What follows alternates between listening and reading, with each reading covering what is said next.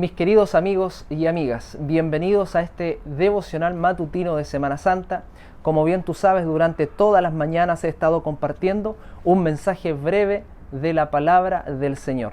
Así que en esta ocasión me gustaría compartir nuevamente un versículo que se encuentra en el libro de Primera de Corintios, capítulo 5, versículo 7.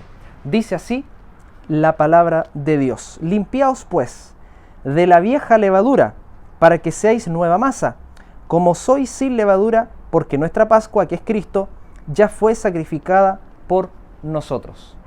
El apóstol Pablo fue el que escribió el libro de Primera Corintios. Él comprendía plenamente estos conceptos de levadura y de Pascua, que dicho sea de paso, posiblemente tú no los comprendas del todo en estos momentos, pero la idea es poder dilucidarlo. El apóstol Pablo, mis queridos amigos y amigas, nació y se crió en una familia hebrea. Estudió en una escuela de fariseos. Ustedes bien saben que los fariseos aparecen bastante en los evangelios, porque ellos estaban ahí atentos a las jugadas y a los actos que hacía Jesús. Querían tentarlo, querían acusarlo, y estaban ahí al ladito, porque ellos no creían en ninguna manera que Jesús era el Mesías. Ahora bien, el apóstol Pablo era parte de esta secta religiosa y ellos tenían muchas costumbres ceremoniales, costumbres religiosas, estrictas, ¿verdad?, que cansaban al que realmente quería conocer a Jesús, al Señor, al Mesías. Ahora bien, el apóstol Pablo sin duda comprendía estos textos. Pero, ¿qué era la Pascua? La Pascua es una fiesta judía, y digo es porque hasta el día de hoy muchos judíos celebran todavía la Pascua. Pero en la antigüedad se celebraba con demasía. Se celebraba con mucha preparación. Muchos y miles y millones de judíos se preparaban para participar en la Pascua. Ahora, ¿por qué los judíos celebraban la Pascua? Los judíos celebran la Pascua y celebraban la Pascua porque los israelitas, cuando estuvieron en Egipto, fueron liberados por el mismo Señor. Ellos celebran la liberación del pueblo de Egipto de la esclavitud de los egipcios, ¿ya? Ahora, esa liberación ocurrió cuando el Señor le dio a Moisés un mandato, que todos los padres de familias hebreas, todos los israelitas, los padres de familia, tenían que presentar un animal, degollar ese animal, y la sangre derramada tenían que ponerla en las puertas, tenían que pintarla en las puertas. Ahora bien, los egipcios evidentemente, al poder escuchar, y el mismo faraón sabía que estaban ocurriendo plagas, etc., ellos hicieron caso omiso a todas las manifestaciones que el Señor había derramado sobre Egipto. Habían ocurrido 9 plagas, y aún así el corazón del faraón estaba totalmente endurecido. Y esa noche ocurrió algo. La Biblia dice que un ángel pasó por todas las casas donde la sangre no estaba pintada en las puertas. Y en esa noche muchos y todos los que no tenían las puertas pintadas murieron. Y después de aquel acontecimiento, el faraón, evidentemente viendo la situación de mortandad que ocurrió en su país, decidió tomar la decisión de decirle a Moisés que se fuera con su pueblo. Por lo tanto, los judíos, los israelitas, durante años han celebrado la Pascua en ocasión de la liberación de los israelitas del pueblo de Egipto. Sin embargo, el apóstol Pablo dice que la Pascua es un símbolo de Cristo.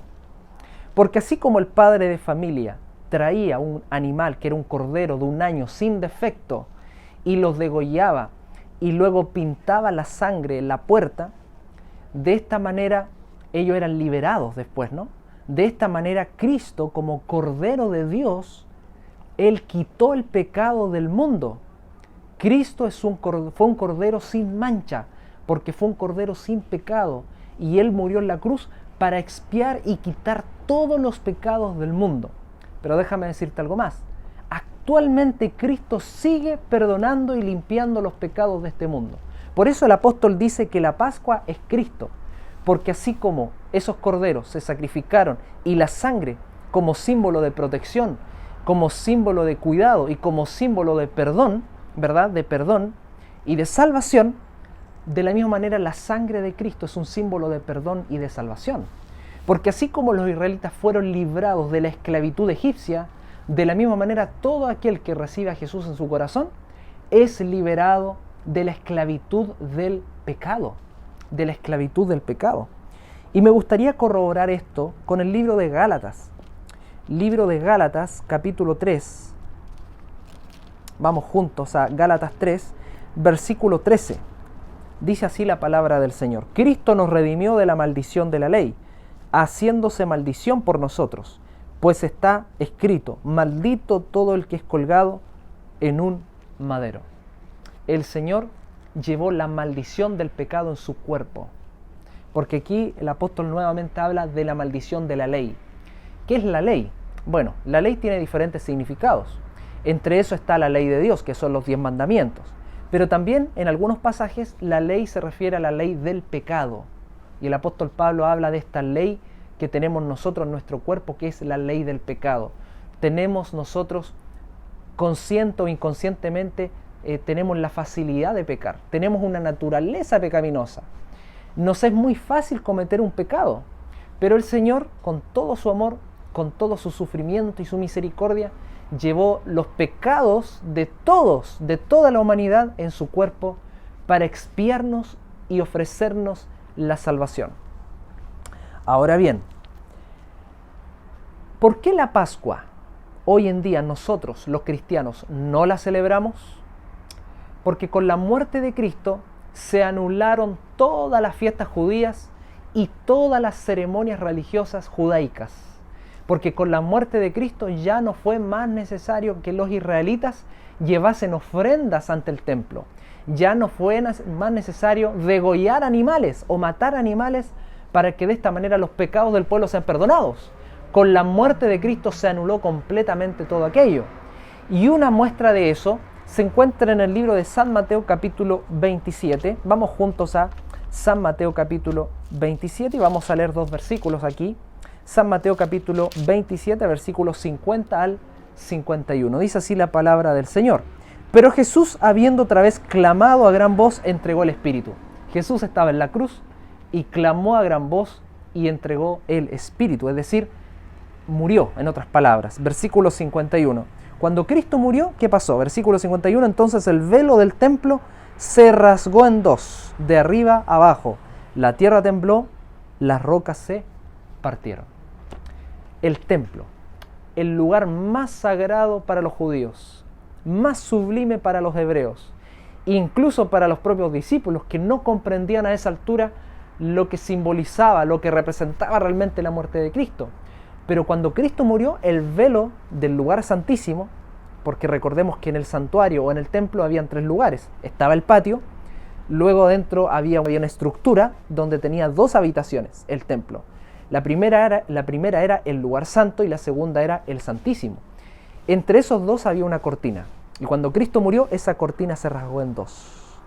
Eso es un símbolo, y más que un símbolo, una realidad de que desde ese momento todo el sistema sacrificial, todo el sistema del templo, todas las ceremonias judías y religiosas fueron completamente anuladas por la muerte de Cristo. Y esto trajo un beneficio, porque con la muerte de Cristo todos podemos acercarnos al conocimiento de la verdad. Ya no solamente eran los judíos con la muerte de Cristo, sino que ahora todo el mundo puede acercarse a la verdad que es Cristo Jesús. Mis queridos, finalizo con un pasaje de Isaías capítulo 53. Este es un texto muy interesante del profeta Isaías que habla del siervo sufriente, y él profetizó 600 años antes de que el Señor Jesús viniera a este mundo. Y el siervo sufriente no es nada más ni nada menos que Jesucristo. Y él en estos 2 versículos añade los siguientes, capítulo 53, versículos 4 y 5. Ciertamente llevó él nuestras enfermedades y sufrió nuestros dolores, pero nosotros lo tuvimos por azotado, como herido y afligido por Dios. Mas él fue herido por nuestras rebeliones, molido por nuestros pecados.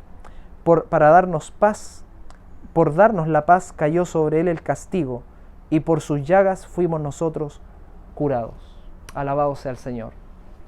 Cristo Jesús, a través de su muerte, llevó los pecados de todos nosotros, todas nuestras rebeliones, todos nuestros malos pensamientos, todas nuestras malas palabras, todas nuestras inclinaciones pecaminosas, todos nuestros vicios, todo eso lo llevó Jesús en su cuerpo para morir por cada uno de nosotros y ofrecernos de esta manera la salvación, el perdón y la santificación.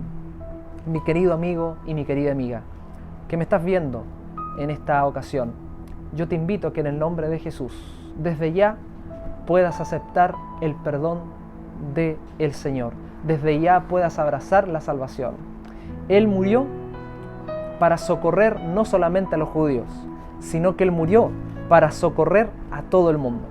Y en esta ocasión Dios te está invitando a través de su palabra para que puedas conocerle, para que puedas aceptarlo como tu Salvador personal y próximamente puedas entregar tu vida al Señor. Mis queridos, este es un momento donde Dios te está llamando. No resistas ante el llamado de Jesús. No resistas ante la invitación que te está haciendo el Señor. En esta ocasión Dios está tocando a la puerta de tu corazón. ¿Estarás dispuesto a acercarte a los pies del Maestro? Si tienes algún deseo en tu corazón, si tienes algún deseo de conocer a Jesús, si tienes el deseo de conocer aún más de la palabra del Señor, yo te invito a que me puedas escribir un mensaje de WhatsApp y yo con todo gusto compartiré un mensaje de la palabra del Señor. Mis queridos amigos, gracias por acompañarnos en esta ocasión. Recibe la gracia de Dios, recibe la misericordia y recuerda, si tú quieres recibir algún material de la Biblia, algún material de estudio de la Biblia, o si bien quieres estudiar la Biblia, escríbeme un WhatsApp al siguiente número que aparece en pantalla y esperando que el Señor te bendiga grandemente. ¿Les parece si oramos ante el Señor? Vamos a orar. Querido Dios, que estás en los cielos, una vez más te agradezco por la oportunidad de compartir este mensaje de esperanza. Querido Dios, ruego humildemente, Señor, que tú puedas acompañar a aquel que está escuchando y viendo este mensaje. Que tu gracia sea derramada en sus vidas, que tu Espíritu Santo trabaje en sus corazones. Si hay algún pecado, alguna falta que hemos cometido delante de ti, Señor, rogamos que nos perdones de nuestras maldades, de nuestros pensamientos y de nuestros pecados, de nuestras inclinaciones y de lo que somos, Señor. Por favor, ayúdanos, derrama tu misericordia, derrama tu paz, derrama tu salvación. En el nombre de Jesús. Amén, Señor. Amén. Mis queridos, ya sabes, si tienes alguna duda, si quieres recibir algún material de la Biblia, algún estudio de la Biblia, si quieres estudiar la palabra de Dios, escribe un WhatsApp y estaremos ahí en contacto para poder compartir un mensaje de esperanza. Que Dios te bendiga. Un abrazo. Chao.